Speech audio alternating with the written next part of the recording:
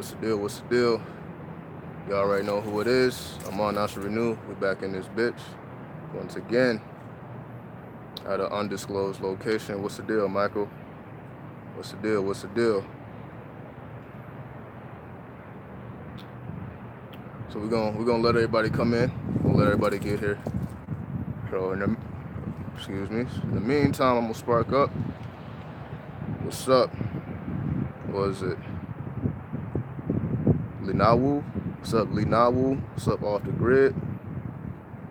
What's the deal, everybody? What's going on? What's going on? See if I can light this. It's a little windy today, so I may need to. What's up, back from hiatus? So let me walk over here. I'll be right back. Let me walk over here where it's a little less windy. Let me spark up. So we're gonna make this one special. We're gonna make this one special. You know, we're gonna be historically accurate and everything, right? What's up, G Star? So give me 1 second. Let me light up. Let me light up. I'm just gonna step around the corner. I'll be right back.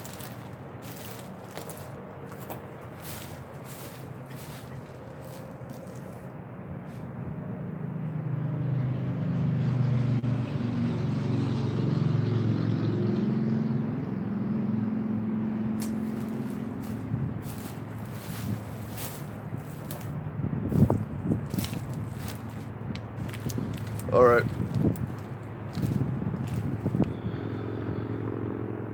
Hopefully everybody enjoyed their new moon. You know, hopefully by now, you know what to do during new moon times. You know, I mean, it's already embedded in your subconscious, so it's no real need to continuously talk about the same thing over and over, right?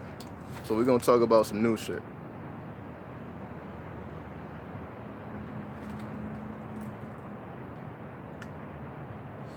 So today I want to talk about understanding sex, drugs, and music in the 21st century. What's up, Cali? It's raining down there in Dallas. You know what I mean? It's a good time. It's a good time to rain, definitely. So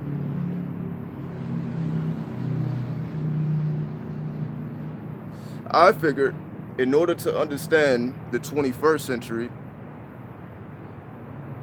we have to understand the 20th century.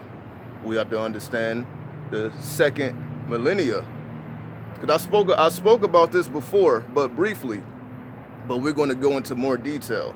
Because what I said was, let's start off this way. The reason why the youth and the elders can't seem to relate is because we not only went from the 20th century to the 21st century, but we also went from the second millennia to the third millennia, right? So that doesn't always happen. That happens once every 100 years for the century, and that happens once every thousands of years in terms of millennia. Millennias are 1,000 years, centuries are 100 years.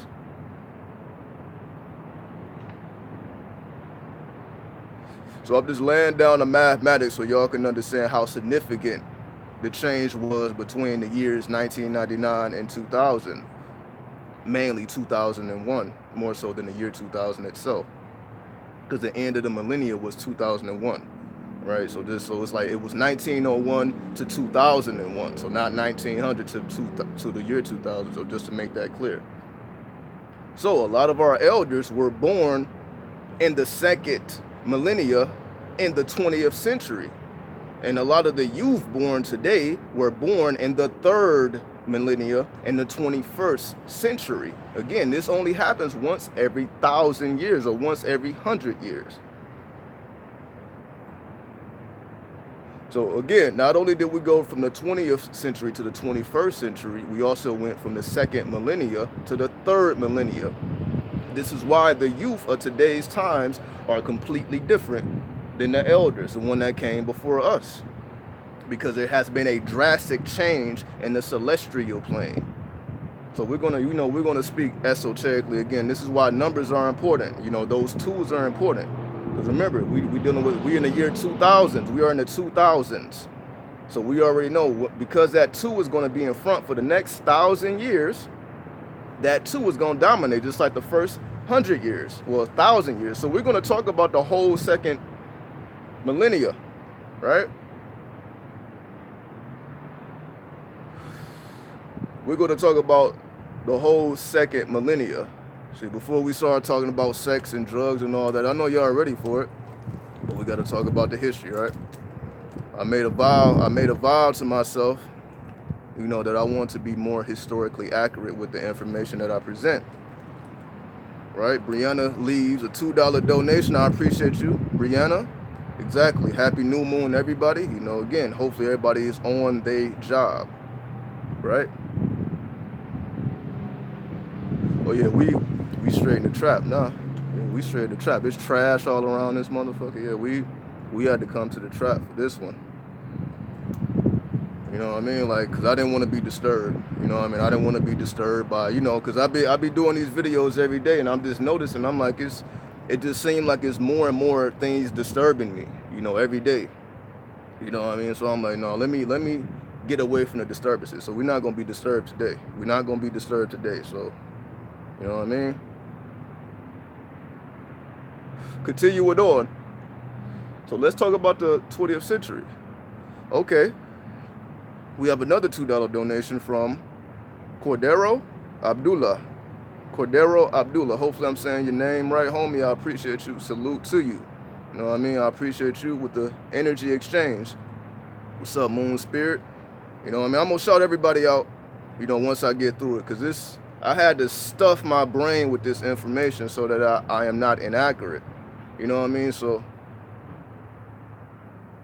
let me get into it. So what was going on? Because before we can understand the future, we got to understand where we've been.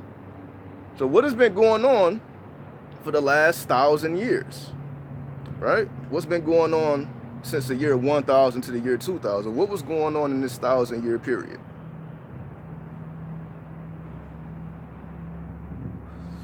Well, if we look at it, in the beginning, and then, you know, in the early thousands, this was the end of the Dark Ages. Because this is what has been going on at that time. Was, just to put it into context, Europe was going through its Dark Ages. What do I mean? Europe was going through its Dark Ages because it was the end of the Roman Empire. The Roman Empire had fallen at this time, right? So the Roman Empire had fallen. Therefore, Europe was going through the Middle Ages, which is also termed the Dark Ages, because it's like a country trying to pick up, you know, what has been destroyed. Like the Roman Empire is destroyed. Now it's like the people who's trying to pick up and keep going. So they're in the Dark Ages. They don't have their records no more. They don't have their, you know, advanced technology. Like everything has been destroyed. Everything has been turned over to new rulership. So they're going through a Dark Age. Now, what allowed them to get out of the Dark Ages? The Moorish influence. For anybody who know about the Moors, and the Moors being in rulership in Spain, a good book to read is The Golden Age of the Moors, to understand this, where they were in rule in Spain from the year 700 AD to 1400 AD, right? So, because of the Moorish influence, Europe was able to get out of the Dark Ages and transition into what we call the Renaissance. So Europe was able to make the transition out of the Dark Ages into the Renaissance, right? Which is when they started thinking like magicians and alchemists and scientists, so on and so forth, right? So the Renaissance, right, between the 14th century and the 17th century is the Renaissance, right? Just to put things into context. So before the Renaissance, you had the Dark Ages. So the first early parts, the early couple hundreds, was the Dark Ages. Between the 14th century and the 17th century was the Renaissance. The Renaissance gave way to the Age of Enlightenment. The Age of Enlightenment, which was the 17th century to like the 19th century, the 1800s, which gave way to the modern history days that we are in now. So you have the Dark Ages, you have the Renaissance, you have the Age of Enlightenment, and you have modern history, right? So I just gave y'all 1,000 years in the quick snapshot, right? Because most of us start our history in terms of American history at, of course, 1492 with the Christopher Columbus. So now let's put that into context. So this is after the Moorish influence. The Moors had been pushed out of Spain by this time, right? By the powers that be. They had been pushed out of Spain. It became pirates. That's where pirates come from. The Moors that were pushed out of Spain after they ruled became pirates. They started to live on the waters. That's how they became master navigators, because they lived in the waters. Because a lot of people say, how did Christopher Columbus even navigate to the Americas? Because they already knew where it was, because they had already, had routes established. Off the grid, leaves a $3.69 donation. Salute to you, homie. I know I appreciate everybody, giving that energy exchange. Again, we definitely gonna go deep today. I think y'all like the difference. We can appear in different locations every day. Just y'all really want to see how I get around? I've been showing y'all throughout. For those who know about, prior, pre-2017, y'all know I was showing y'all mad graffiti anyway. So this is kind of just an introduction to those who are more newer to the channel, who have just been used to me doing live streams, who never really seen the pre-recorded videos and the things I've laid down before. This is kind of what I was, I was in this mood for a real long time before I started live streaming. So just to give that historical context, but let's get back on point. Let's jump back into the historical context. So I gave you, that what was going on from the year 1000 to 2000, essentially, in a little snapshot. Because again, most of us just know from the 1492 and the Christopher Columbus, and of course that led into the slavery, and the slavery led into, the Constitution, 1776. We're more familiar with that aspect of history. You know what I mean? But they don't really talk too much about what was going on before, right? Now, I want to place an emphasis on the 20th century. What was going on in the 20th century, which was the years 1900 or 1901 all the way to 2001, which is, we're very familiar with these times, or should be familiar with these times, because once we study how far we came in 1,000 years, and also how far we came in the last 100 years, which is our most recent history, then we can place things into proper context as to explain what's going on today. A lot of us just we can't put things into context because we may not know the history, we may not understand, the metaphysics or the esoteric aspects of things, so we may not be able to place the pieces together accurately. But we're going to do our best, to place these pieces as accurate as we can, so we can gain an understanding, because that's what it's called, to gain an understanding of today's times and why it's just so completely different, and what caused all this to happen, what was going on in the background, right? What is the backstory behind today's, youth, and, the things that they're into and the way they think, and just this useful energy, this age of enlightenment, this age of information. What were the seeds that were planted that allowed this reality to take shape? So I gave y'all the last 1,000 years, right? So we pretty much, you go from the Dark Ages all the way into now we're in the age of, advanced technology, as we say, right? So in 1,000 years, you can say we went from a primitive state. And again, now we as the whole world, just to give it a proper perspective, right? You pretty much have, you could have a people that went from a destroyed empire. Just all they had was the ruins of a destroyed empire, and they're trying to make ends meet all the way to having advanced technology. That's a 1,000-year leap. Now we want to place an emphasis on the 20th century again. And now we want to take it to the numerology, because this is the 1900s. So the theme of the 20th century, or the 1900s, is going to have an emphasis on that 1 and that 9. We know that 9 is Mars. We know that that's the energy of war. And we know that 1 is, the foundation, the sun, the solar energy, your solar roots, right? So we see these are the two elements that will correspond all throughout the 20th century. Let me give you an example.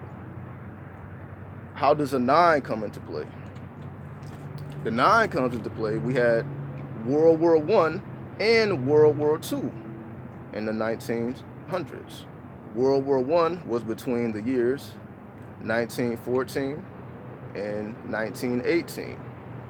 About maybe 7 million military men died, about 7 million, and about 9 million civilians, casualties as they call them, right? Making it a total of 16 million deaths in total in the First World War.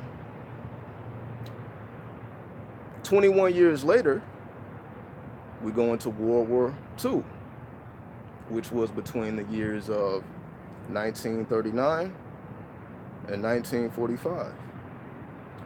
And this war had about 85 million to 100 million deaths. So the First World War was about 16 million. That burst into 100 million. Oh yeah, one piece of history that I kind of leaped over. The Black Death, that's what they called it. The Black Death, which happened in 1350, between, like 1347 and 1351, right? About 4 or 5 years. It was a great plague. It's called the Great Plague. The Black Death. This wiped out half of Europe's population. So again, that's a very important aspect of history. The half of Europe's population, so around maybe 100 million people, died in the Great Plague. And in 4 years, it wiped out half of the population of Europe. All right, so just to put things, so they were going through all this stuff prior to the Renaissance. All right, okay. Getting back to it. So the 20th century, we got World War I, we got World War II. World War II, 100 million people died, including casualties, because this was nuclear warfare. So World War II was the introduction of nuclear warfare, just wiping out people. People were just getting wiped out just because they was there. It was nuclear warfare. It was a whole different type of warfare than World War I, which is like the more primitive warfare. So you see things were getting more and more advanced.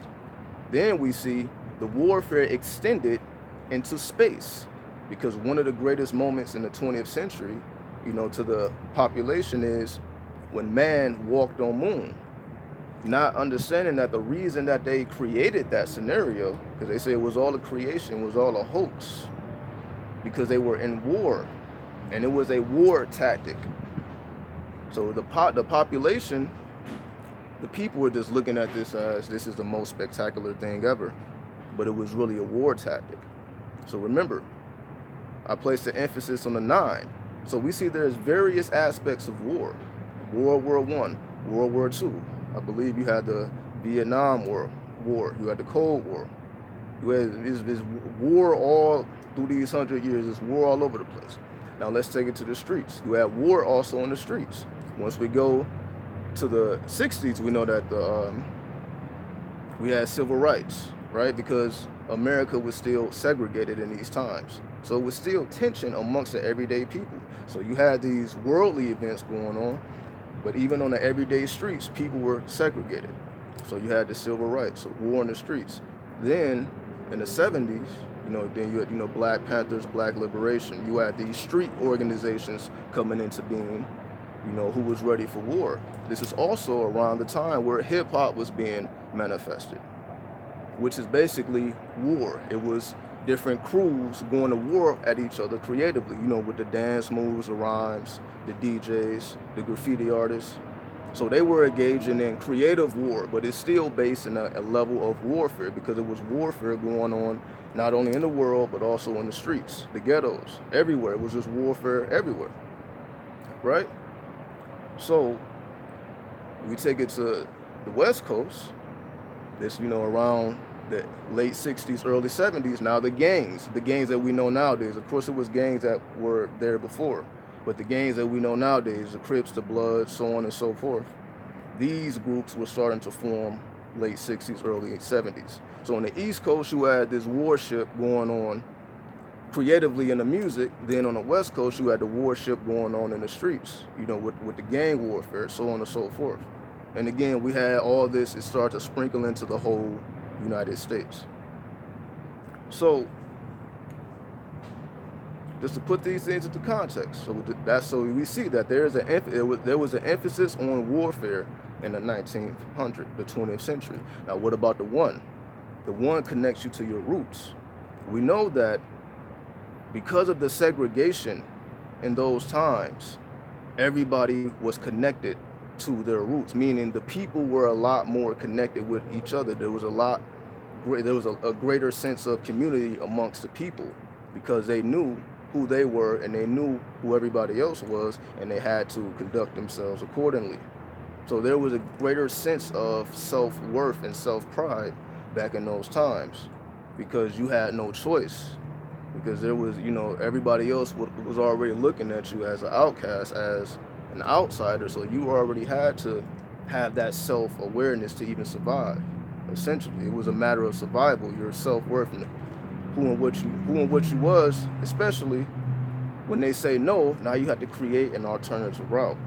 So the one is all of these people going to war, they were trying to hold on to those things that was considered rule or law to them. All of the countries that went to war were going to war for what they believed in. You can say with the gangs are going to war for what they believed in. Hip hop is going to war for what it believes in. Right? So what's fueled the energy behind the warfare was a sense of self and self-pride and culture, and like, this is where we're from, this is what we represent. And if you represent something that's trying to destroy the things that I call my culture, then we have a problem. And essentially, this is what was going on. People were getting infringed on. Their cultures was being destroyed. People were being colonized, right? Their cultures was being extracted from them. So, everybody was fighting essentially for their self-worth, their culture. So that was the energy that fueled all of the warfare in the 1900s. So just to put everything into perspective. Now, let's enter into the new millennium. What's going on in the 2000s? What changed from that 1 and that 9? Now we go into the lunar energy, the number 2, the energy of the moon. What changed? Because now we see less of that. Of course, people are still aggressive. People are still, humans are still humans. But we see that now the warfare is now being fought more sophisticated. Or in other words, the war is now on a more sophisticated level. What do I mean? Now it's more about psychic programming, subconscious programming, right? Symbolism affecting people's subconscious, right? The government or any organization that wants to oppress the people, they started to study the mind. So they understood, like, okay, we can't be so outward with our warfare because we've already did that. We were already outward, right? We can't really be outward. We have to be more subtle so that it appeals to a vast amount of people. So they started to learn the art of illumination. The art of illumination is the TV screens, the media. The media, you can say, is one of the greatest tools of warfare, especially in today's times. So they may not shoot you in the head. They may just assassinate your character and destroy your career and destroy your livelihood. We see this happening with many people in today's times. The media is used as a tool to destroy one's character, and that takes away their resources. Nobody wants to do business with them, and they essentially just starve. right? So we see the media is being used as a tool for warfare, which is planting seeds and narratives within the minds of the people to paint a certain view of whatever they're trying to paint. They're going to paint it to you in their view. So warfare is still in effect. It's just more on a lunar frequency. It's more subtle. It's more, you really can't see it on the surface. You have to kind of dig. You have to dig past the layers. It's not really, it's easy for people not to know what it really is because it's not on the surface. So one person is just watching a movie. Another person is watching, real life happen right before them. All depending on the symbolism and how deep that person travels in their mind. So that leads up to today's energy. Because we're approaching 2020, right? We're approaching 2020. And we see that today's energy is unlike any other energy that has ever been on the planet. The reason why it's so hard to understand the energy that's available to us now is because it's unlike any energy before. This is why all of the traditional routes and all of the traditional ways have now been freed. In other words, because we are in the age of information, you don't necessarily have to take a traditional route to receive esoteric insight and esoteric information that could potentially change your life if you apply it. You don't necessarily have to go through these chambers. You don't have to go through those rites of passages because everything has been destroyed and wiped out anyway. See, this is essentially the whole premise of Gnosticism. Because essentially, like, well, what is a Gnostic? What is the purpose of Gnosticism? This is essentially, they said, because all of the temples and all of the ancient stuff, you can say the culture had been destroyed at this time. You can say, so place yourself in a position where your entire culture has been destroyed. So now you can't perform all of those rituals in those big temples and have those giant ceremonies because everything has been destroyed. So the only thing remaining of the culture is the people and what is preserved within the hearts and the minds of the people. That is the only thing left of their culture. So because that's the only thing left of their culture, what they have to do is like, okay, we have to create a magical system that does not involve these temples, these big ceremonies, things out in the open for everyone to see. We have to create a hidden culture, hidden in plain sight. We have to essentially hide it in plain sight. We can't make it obvious that we're into this. Why? Because it'll just be destroyed again. Oh, this is their God. This is what they worship. Destroy it.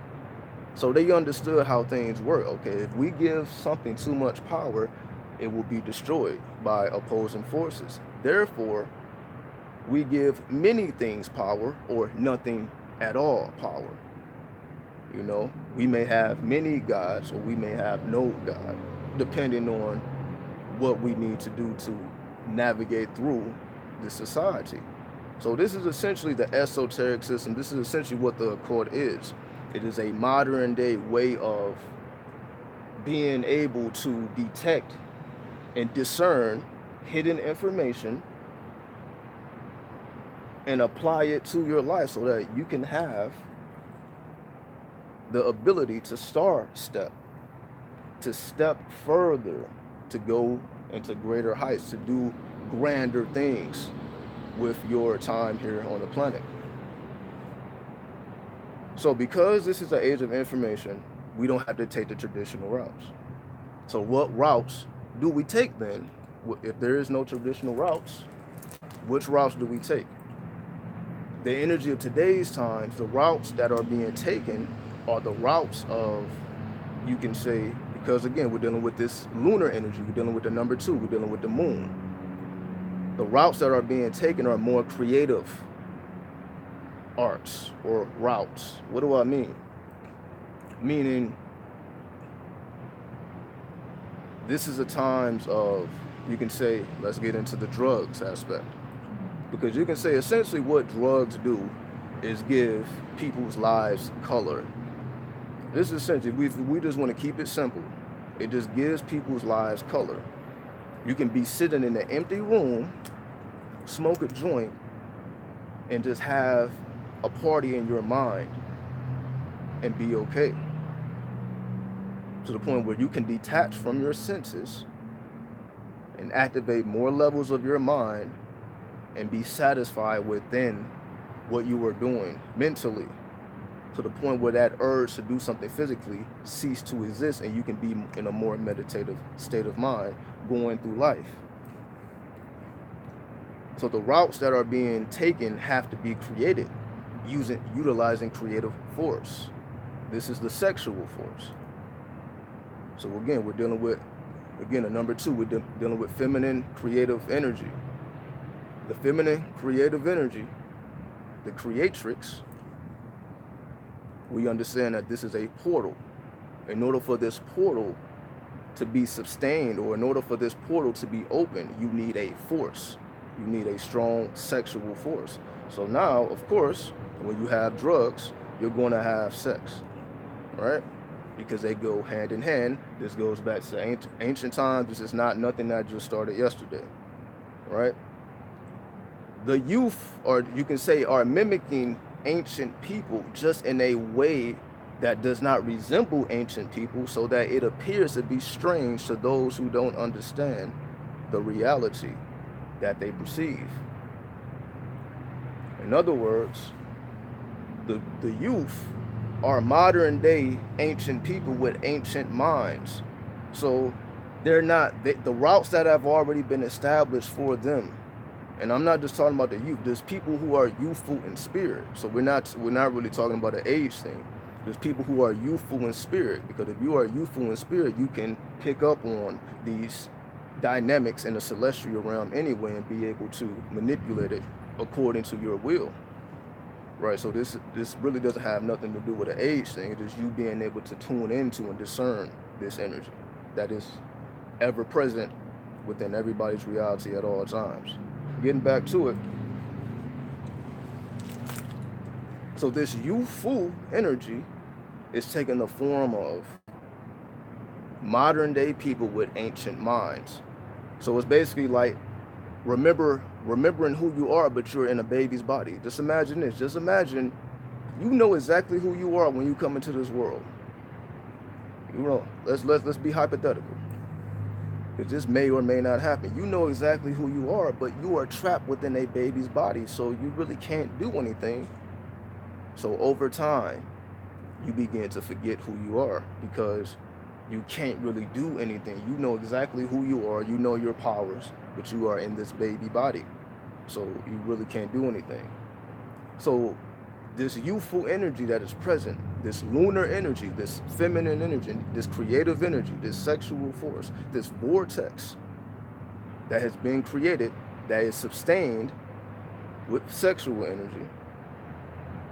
Another portal is being able to open up the portal utilizing drugs. Drugs, you can say, opens up the mental portal. The sexual energy opens up the physical portal. As above, so below. So when you have the mental portal open and the physical portal open, what comes through these portals is the music, or the soundtrack, right? The music that is already existing in the spheres. This is music that already exists, and that is being captured by the artists and recorded. They capture it, they record it, and they put the poetry on top of it, right? So the producers are able to hear the music of the spheres, channel that energy down, and the artists can tune into this music and spit rhymes to it. This is ancient thought, right?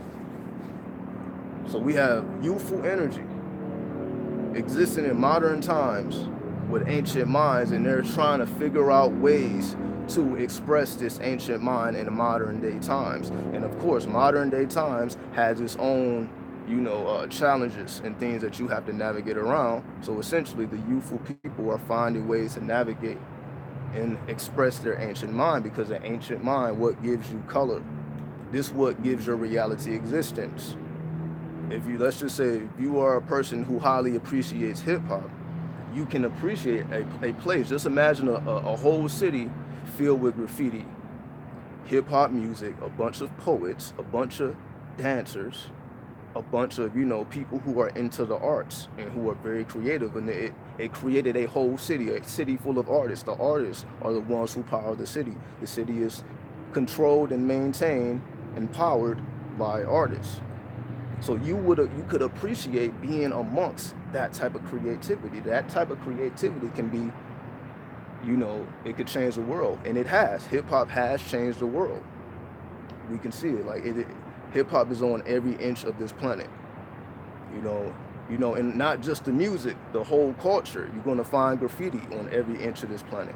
You're gonna find people who are into the spirit of hip hop. You break down hip hop, you get the number, of course, 9, the energy of war, because hip hop was manifested in wartime. So hip hop represents the spirit of warfare. So not only is hip hop something we do creatively, but it is psychic warfare. This is the defense that we have against the opposition, who understands the mind now, and who understands, we can manipulate people utilizing sound. We can project certain frequencies in certain locations that makes people fall under particular spells. So what do you do to combat all of the things like the chemtrails, whatever you want to call, right? All of the opposition that we have amongst us, you combat it with your culture. You combat it with hip hop. You combat it with your ancient mind, finding ways to express your ancient mind, right? So hopefully things are into proper perspective now. You can kind of understand. So let me give an overall. So we come from, in this 1,000-year journey, this last 1,000 years, this is the people of the Dark Ages. They have nothing. You have the Moorish influence. And again, the Moors you had Christian Moors, you had Muslim Moors. So a person could be Moorish and they can be of any faith. So you had literally the whole world was in Europe. The whole world essentially, the whole world mentally came into Europe and literally rebuilt it from the ground up, right? So, and eventually, the people overruled the powers that be, did their own thing, came to America, did their thing there, right?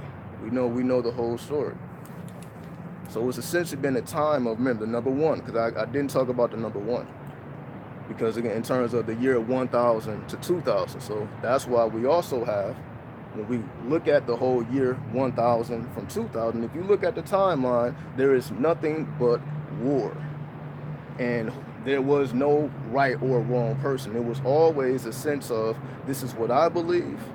And if you don't believe that, then we have to be enemies and somebody has to die. Somebody has to, two people of a different mind can't exist in one space. This was their mentality. So if it didn't correlate with their philosophy, then you either had to leave or it had to be a battle. So essentially you had this energy of, these people are highly prideful of whatever that they call their culture. They kept their culture so deep in their heart that they would not allow anybody to infringe on it. So people were ready to go to war for what they believed in the years 1000 all the way to 2000. So it was nothing but warfare, because it's just people trying to conquer. There's people trying to take over land. There's people trying to take over resources.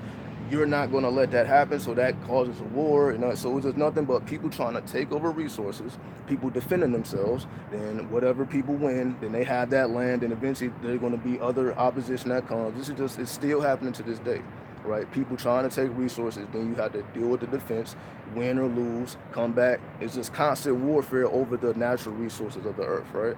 Because people are essentially just fighting for survival, because we know that the resources are being, drained from the earth and, hoarded with small, with very few people, leaving the majority of people, with scraps, which causes them to have to exist in an alternate reality, which they created their own rules and regulations, and therefore exist in their own domain. So, when you know who you are, you can do strange things. I'll leave it at that. When you are in tune with your soul force, you can tap into very, very strange and mystic powers. So this is what we have been dealing with this energy essentially for the last 1,000 years, and we place the emphasis on the last 100 years, the 20th century. So, what is the common denominator between the 21st century and the third millennia? The number 3, the 2 plus the 1 in the 21st century equals 3, and we are in the third millennia. We know that the number 3 is the energy of Jupiter. It is the planet of wisdom. It is the guru planet. There's no coincidence that this is why we are in the age of information, because the planet Jupiter has an amplified effect on the planet. This is what is allowing so much information to be dispensed at our leisure. There is literally an abundance of information out here that people can learn and apply and better their lives. There's never been a time in history where people have had access. And I didn't talk about the digital revolution, right?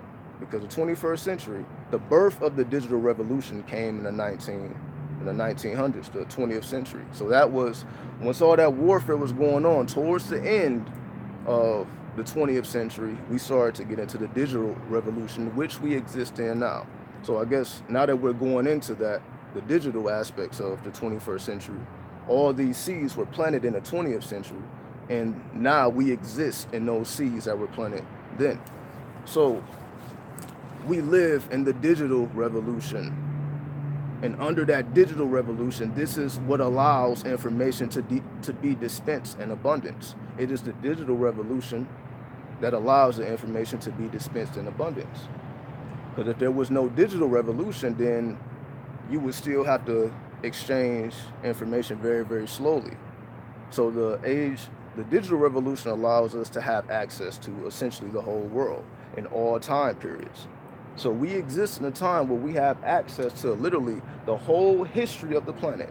We have access to the whole history of the planet and history beyond the planet, right? History that essentially has no beginning or no ending. We have access to literally all things. And it's all about, this is why we play such a heavy role in today's times. It's like, okay, we are the first people to have access to all of these things. So when history is studied, history is going to be studied from the perspective, okay, the digital revolution happened. People had access to an abundance of information. What did they do with it? What was created? What difference was made? Right? Those are going to be the only things that matter in the long run. How was the information applied? Not necessarily what they knew, but how did they apply what they knew? And after they applied what they knew, what was their insight looking back at what they did? Which is the understanding. Understanding is looking back at what you did and responding. Essentially, so somebody asks you about, if you're in your 30s, somebody asks you about, well, how was your 20s? You're going to tell it from the perspective of being in your 30s. Looking back at it, looking back at your acts. So you're reflecting on it. So understanding is reflection, your ability to reflect on a thing that you did, an experience that you have been through, and you can constantly learn from that. So we can constantly learn from experiences we've been through, although we've already been through it. There are certain things that may not make sense to you now that will make sense to you in the future already, even though you've been through it. All right. So that's the 3, this Jupiter influence, right? This constant Jupiter influence. So because of Jupiter, Jupiter has given us all information from all times, right? We have all information for all times. So what are we going to do with it? But remember, the key here is to have the mindset of the Gnostic, because that is the mentality that has to be carried into future times. What do I mean? We can no longer think religiously. That's why it is the age of Aquarius.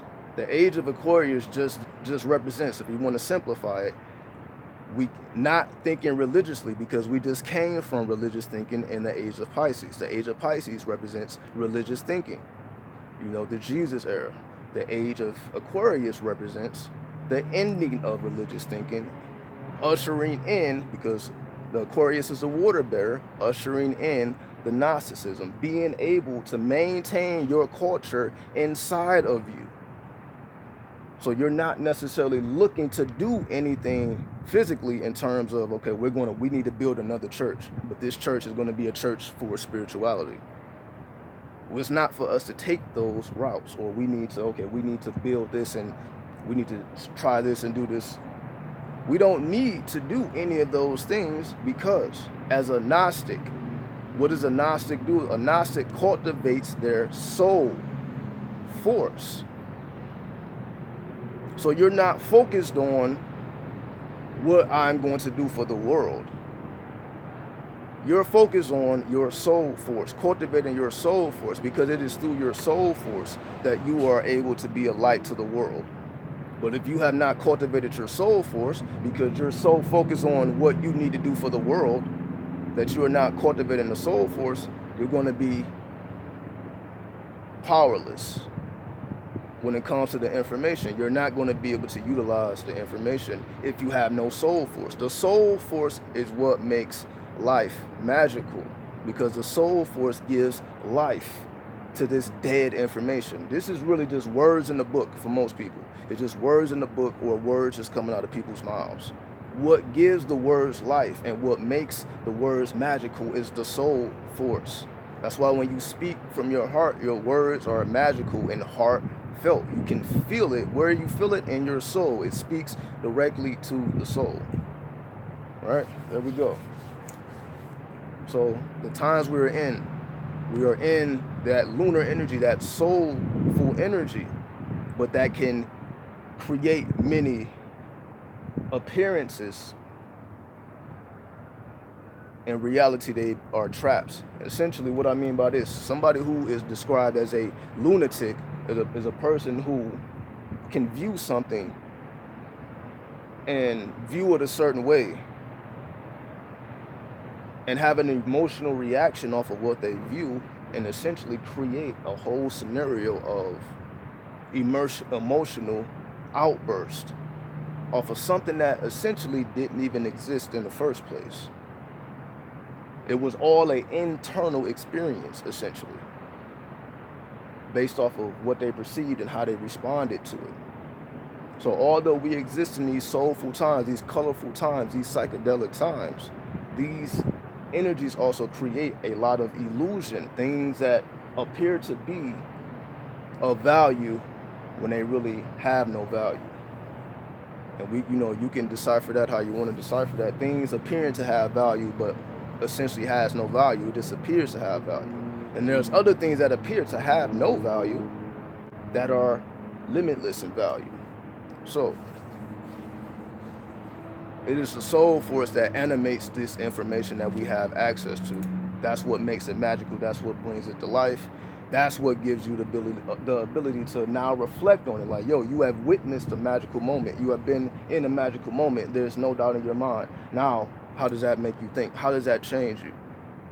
It's like you made a wish and your wish was granted. So how does that influence the way you view life, right? How do you view life after experiencing magic? And you know it's real.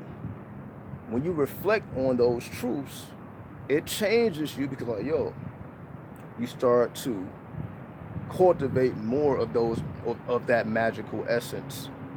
You don't just leave it like, okay, that was a cool moment, and you just leave it there. No, you start to cultivate more of that magical essence, tapping into the soul force. So hopefully that makes sense. All right.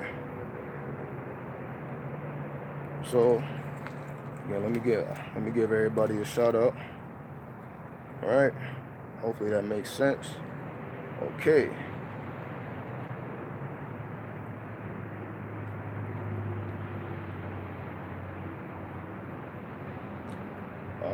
Rael asks, why are we having more sex than ever?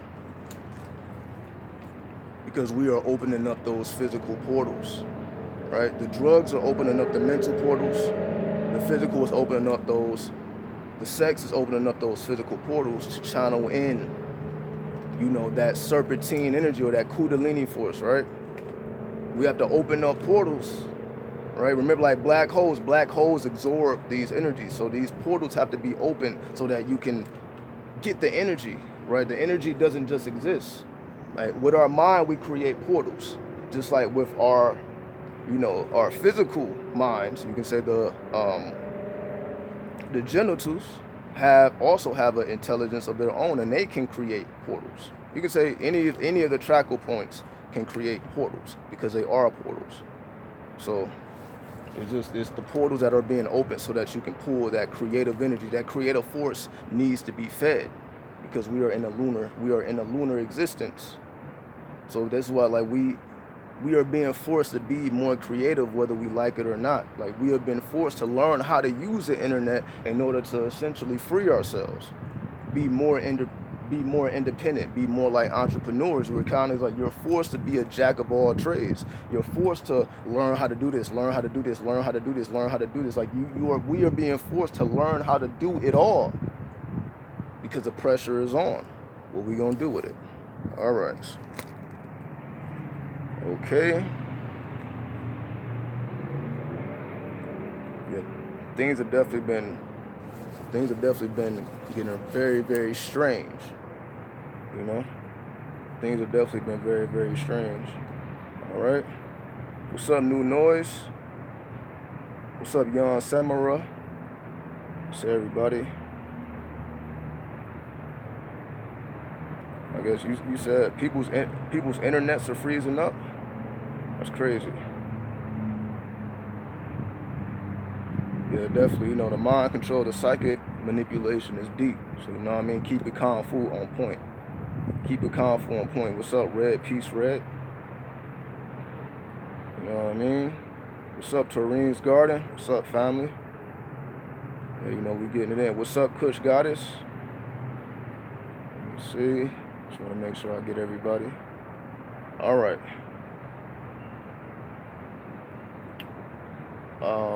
I've seen to focus on what I can do to serve the world, but the soul force will automatically be served to the all, or is a Merkaba, the 10th dimension. Yeah, see, I definitely wanted to make that distinction because you see, a lot of us who come in contact with all this spiritual and soulful information, of course we want to help others, but we are powerless without the magical essence.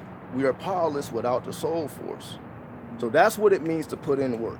You have to put in work in order to build up your magical essence, your soul force, so that you can first help yourself, place yourself in position to be self-sufficient.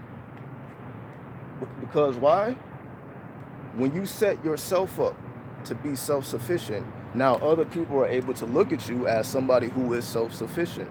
When they look at you as somebody who is self-sufficient, then they are more readily to receive your wisdom because you have built something that reflects your wisdom.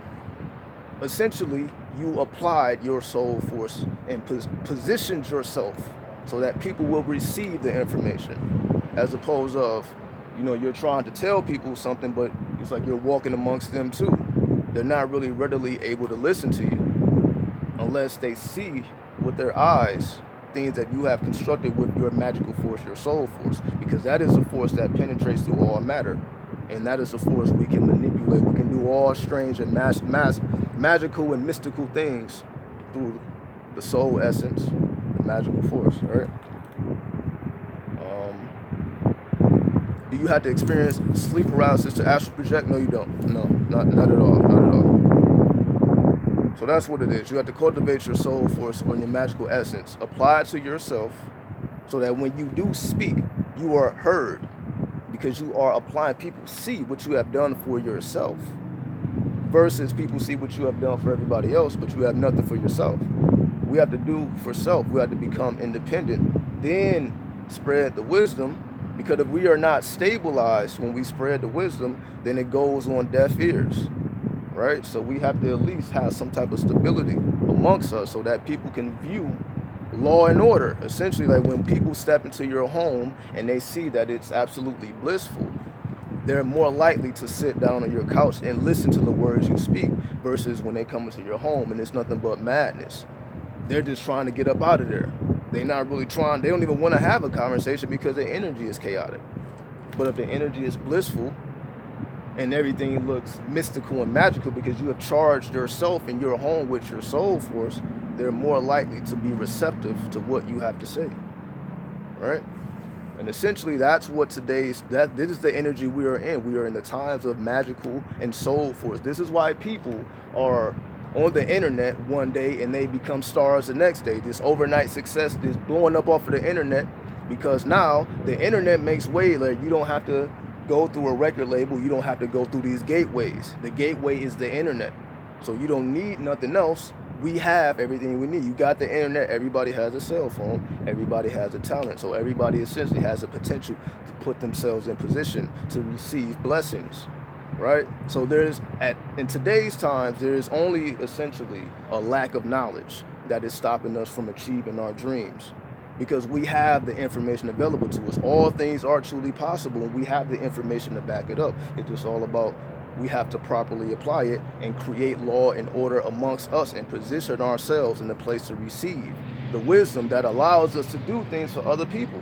We have to receive the information before we can project it. We receive first, then we project. People are trying to project first, then receive. You must receive before you project. You must become wise before you reflect wisdom, right? You must become wise before you reflect wisdom. All right. I have any knowledge on the Lionsgate's portal?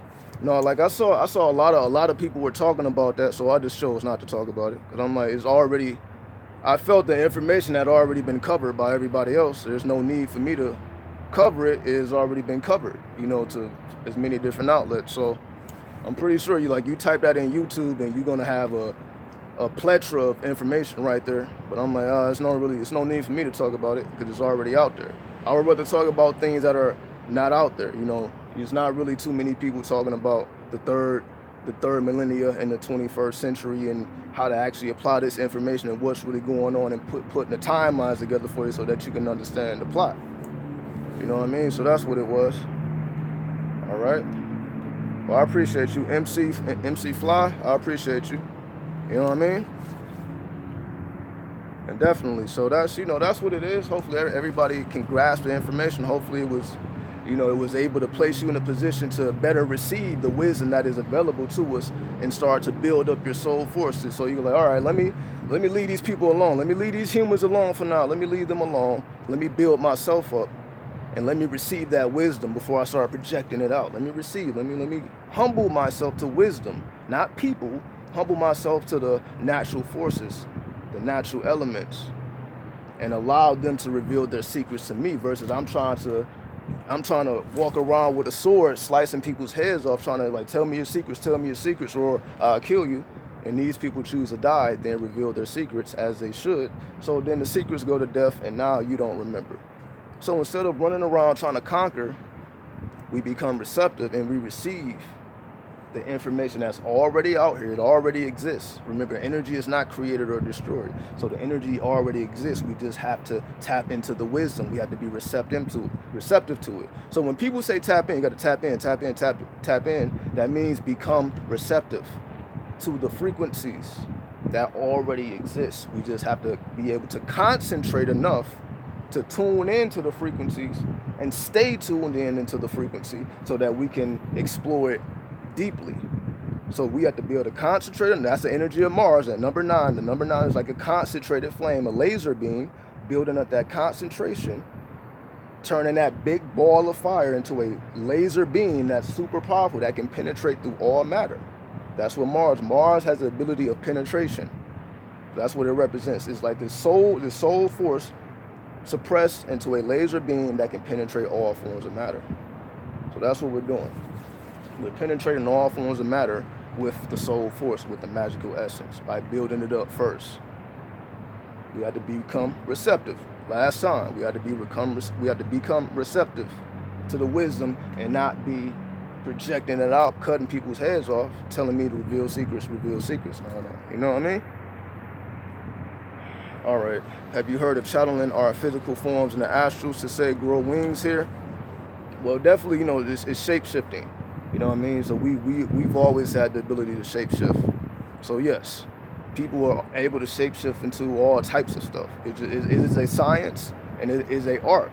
It is shamanistic, right? It is secrets that are held by a certain people. This is why we tap into the ancestors. The ancestors hold certain secrets, right?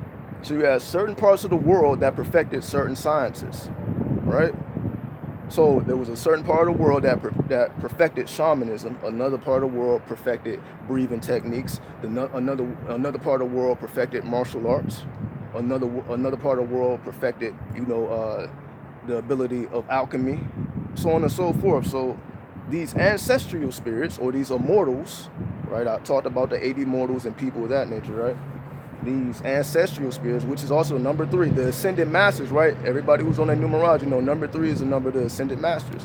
So we have these ascended masters, or these ancestors, who are the guardians of certain secrets, as they say, guardians of certain portals and gateways, or guardians of certain secrets that are contained within a certain culture, and you will have to petition those ancestors or those ancient masters in order for them to reveal their secrets to you, meaning they have to reveal to you their secrets. You don't go to them and just say, yo, I want to know what y'all know. You have to humble yourself and become receptive to the secrets. They're not just going to tell you because you want to know. You got to become receptive and humble yourself and go through those chambers, go through those rites of passage, go through those initiations, and within yourself, through your astral projections, through your dreams, and actually through your physical experience, putting yourself under immense forms of pressure and becoming something more and stronger, channeling in that fire spirit, that spirit of revolution, hip-hop. There we go. What is gained or lost in an individual that partakes in human animal sacrifice? All right, I can talk all about this. Is the purpose of human and animal sacrifice. Now put it in perspective. Everything that has already been said, right? We put all that into perspective. What is the purpose of human and animal sacrifice? The purpose of human and animal sacrifice is for the energy, right? If you sacrifice, for example, if you sacrifice an animal, because they did this, right? Or we can just talk about babies. They sacrificed. There was a time, and these times still go on to this day, right? The old way, right? Where they sacrifice babies for wealth, right? They put their babies in a burning flame as an offering to a deity to receive wealth, and they saw nothing wrong with this.